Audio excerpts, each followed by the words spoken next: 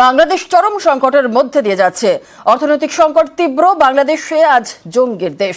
ক্ষমতার লোভে দেশে সর্বনাশ করছে কয়েকজন। ফ্রান্সে আওয়ামী লীগের সভায় শেখ হাসিনার অডিও বার্তা। আজকে বাংলাদেশ একটা চরম সংকটের মধ্যে দিয়ে যাচ্ছে। বাংলাদেশ অর্থনৈতিকভাবে 35তম দেশ হিসেবে বাংলাদেশ স্বীকৃতি পেয়েছিল। আমাদের লক্ষ্য ছিল 26 সালের মধ্যে আমরা এই বাংলাদেশকে অর্থনৈতিকভাবে 25তম অর্থনৈতিক দেশ হিসেবে আমরা গড়ে তুলব। মাত্র 3-4 মাসের মধ্যে এই বাংলাদেশকে ধ্বংস করেছে এবং বাংলাদেশ আজকে জঙ্গির দেশ। ক্ষমতার লোভে একটা মানুষ একটা দেশে যে এত বড় সর্বনাশ করতে পারে সেটা আমাদের জানা ছিল না।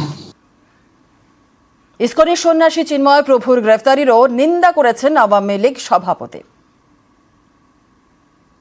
আপনারা দেখেছেন চিন্ময় কৃষ্ণ দাস একটা সাধু, কিভাবে তাকে গ্রেফতার করলো। তার পক্ষে যে আইনজীবী দাঁড়ালো তাদেরও গ্রেফতার করলো এবং এক আইনজীবীকে তো পিটিয়ে হত্যা করলো।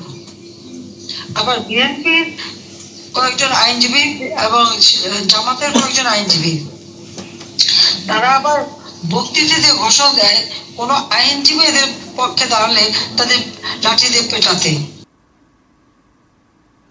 এবার ভারতে পরমাণু বোমা মারার হুমকি দিয়েছেন বাংলাদেশের অবসরপ্রাপ্ত এক সেনা কর্তা। তিনি বলছেন পরমাণু বোমা মারবেন, সেটাও আবার নাকি অন্য দেশের থেকে ধার নিয়ে। এসব হুমকি যেন হাসির খোরাক। মোদী সাহেবকে বলবো অ্যাটম বোমার ভয় দেখায়েন না, নিউক্লিয়ারের ভয় দেখায়েন না। আমাদের অনেক বন্ধু রাষ্ট্র আছে যাদের কাছে নিউক্লিয়ার বোম আছে, এখান থেকেও নিউক্লিয়ার বোম লঞ্চ করা হবে।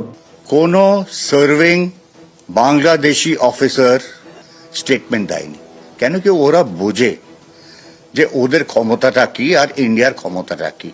এইসব স্টেটমেন্ট কারা দিচ্ছে? Retired armed forces officer. আফগানের হেরোইন অনেক আসছে, হয়তো বাংলাদেশি অফিসাররাও খাচ্ছে, খেয়ে এইসব স্টেটমেন্ট দিচ্ছে। অস্থির বাংলাদেশ, যেখানে সেখানে অশান্তি। এরই মাঝে শোনা যাচ্ছে হাস্যকর সব হুমকি ভারতকে নিশানা করে। মোদী সাহেবকে বলবো বাংলাদেশের বিরুদ্ধে অবস্থান গ্রহণ করেন না। বাংলাদেশের সাথে পাঙ্গা দিলে এটা খুব কস্টলি হবে। অ্যাটম বোমার ভয় দেখায়েন না, নিউক্লিয়ারের ভয় দেখায়েন না। আমাদের অনেক বন্ধু রাষ্ট্র আছে যাদের কাছে নিউক্লিয়ার বোম আছে এবং তারা দিতে রাজি আছে। সুতরাং আপনি ব্যবহার করবেন, আমরা এখানে কলা চষবো, এটা হবে না। এখান থেকেও নিউক্লিয়ার বোম লঞ্চ করা হবে। চীন পাকিস্তান এই দুই দেশই বাংলাদেশের বন্ধু। এই দুই দেশই পরমাণু শক্তিধর। তাহলে কি চীন পাকিস্তানি কলকাঠি নাড়ছে? তাই কি বাংলাদেশ থেকে এরকম পরমাণু আক্রমণের হুমকি? নিউক্লিয়ার ডিভাইস একটা দেশ আর একটা দেশকে কোনোদিন দেবে না, এটা একটা ইন্টারন্যাশনাল চুক্তি আছে। তো পাকিস্তান যদি চেঁচামেচিও করে, ওর সাহস হবে না নিজের নিউক্লিয়ার আর্সেনাল কোনো অন্য দেশকে দিক। যদি একটা নিউক্লিয়ার ওয়ার লাগে in between India and Pakistan, Pakistan একেবারে শেষ হয়ে যাবে। সম্প্রতি বারবার বাংলাদেশ থেকে ধেয়ে আসছে হাস্যকর সব হুমকি।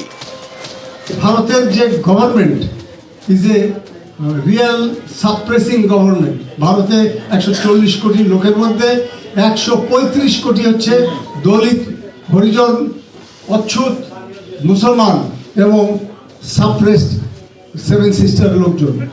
এদের মুক্তি দান করার জন্য আমরা যথেষ্ট। আমি বলে দিচ্ছি ভারতকে যে ট্রেনিং আমরা নিয়েছি, যে যুদ্ধ আমরা করেছি, আমরা শুধু 2 লক্ষ সৈনিক না, আমাদের সাথে 18 কোটি জনগণ আছে। আমাদের ট্রেনিং, আমাদের দক্ষতা ভারতের চেয়ে অনেক বেশি। আমরা যদি একবার সাহস করে আমার দেশকে যুদ্ধ করবে, আমরা বলে দিচ্ছি 4 দিনের মধ্যে আমরা কলকাতা দখল করে নেব। কলকাতা দখলের দিবা স্বপ্ন দেখছে যে বাংলাদেশ, সেই বাংলাদেশের মায়ানমার সীমান্তের বিস্তীর্ণ এলাকার দখল নিয়েছে আরাকান আর্মি। এতে ঢাকার চাপ বাড়ছে।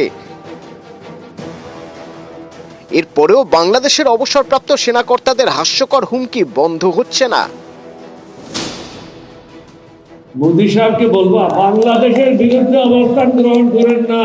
বাংলাদেশের সাথে পাঙ্গা দিলে এটা খুব কস্টলি হবে। অ্যাটম বোমার ভয় দেখাইেন না, নিউক্লিয়ারের ভয় দেখাইেন না। আমাদের অনেক বন্ধু রাষ্ট্র আছে যাদের কাছে নিউক্লিয়ার বোম আছে এবং তারা দিতে রাজি আছে। সুতরাং আপনি ব্যবহার করবেন, আমরা এখানে কলা চষবো, এটা হবে না। এখান থেকেও নিউক্লিয়ার বোম লঞ্চ করা হবে। নিজেদের ক্ষমতা নেই, কিন্তু মুখে বুলির অভাব নেই। অন্য দেশের থেকে পরমাণু বোমা ধার করে নাকি ভারতে হামলা করবে, এইসব হুমকিতে কেউ ভয় পায় না, বরং হাসি পায়। কোনো সার্ভিং বাংলাদেশি অফিসার স্টেটমেন্ট দেয়নি, কেন কি ওরা বোঝে যে ওদের ক্ষমতাটা কি আর ইন্ডিয়ার ক্ষমতাটা কি। এইসব স্টেটমেন্ট কারা দিচ্ছে? Retired armed forces officer. আফগানের হেরোইন অনেক আসছে, হয়তো বাংলাদেশি অফিসাররাও খাচ্ছে, খেয়ে এইসব স্টেটমেন্ট দিচ্ছে। নিউজ 18 বাংলা। বাংলাদেশের অশান্তি নিন্দায় কাজী নজরুলের পরিবার। ওপারের সংখ্যালঘু নির্যাতনের নিন্দায় সরব নজরুলের পরিবার। নজরুল জীবিত থাকলে জাতীয় কবির তকমা ফিরিয়ে দিতেন বলেই তোপ।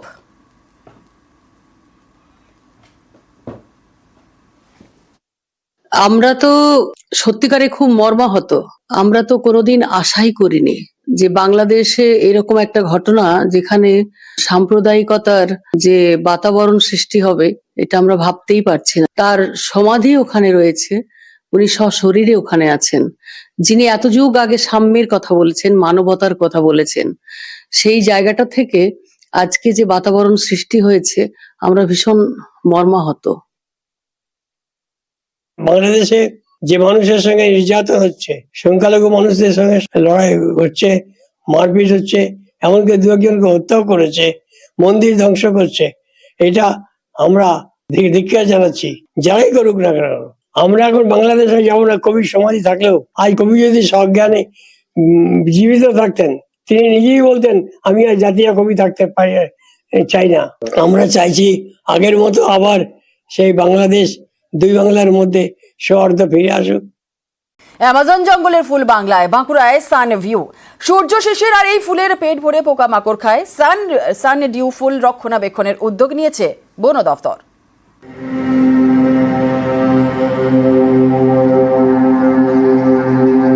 ফুলে বসতেই ফুলের পেটে এই ফুল পোকা খায়। ফুলের নাম সানডিউ, বাংলায় সূর্য শিশির, বৈজ্ঞানিক নাম ড্রসেরা। অ্যামাজনের জঙ্গলে এই সূর্য শিশির প্রথম দেখা যায়। সেই ফুলই বাংলায়, বাঁকুড়ার বিভিন্ন জঙ্গলে সূর্য শিশির। আমার বাঁকুড়া জেলার 3টা জায়গায় এটা আছে। সমাজের কোনো ক্ষতি নেই, এটা হচ্ছে ইনসেক্টিভোরাস প্ল্যান্ট, কিন্তু এই প্ল্যান্টসটা কিন্তু ইনসেক্টকে খেয়ে ও প্রোটিনটা ওখান থেকে খাবার নিয়ে ওই থাকে। আর আমরা এটাকে কনসার্ভ করার জন্য অনেকটা আমরা কাজ করছি।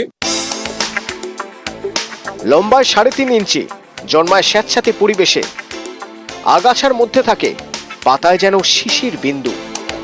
আসলে পোকামাকড় ধরার ফাঁদ। সূর্য শিশিরের উজ্জ্বল লাল রং ও সুগন্ধে পোকামাকড় আকৃষ্ট হয়, কাছে এলেই পাতায় থাকা আঠায় আটকে যায়।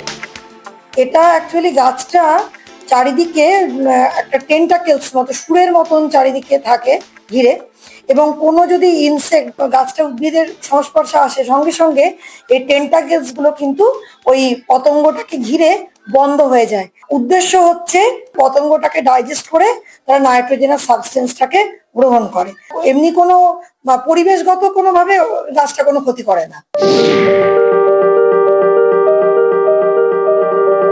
বাঁকুড়ার সোনামুখী, জয়পুর সহ বিভিন্ন জায়গায় দেখা গিয়েছে সূর্য শিশির।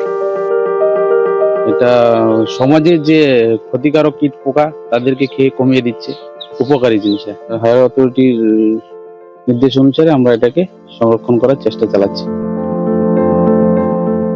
ক্ষতিকারক পোকামাকড় খায়, পরিবেশ বাঁচায়, তাই সানডিউ ফুল বাঁচাতে উদ্যোগী হয়েছে বন দপ্তর।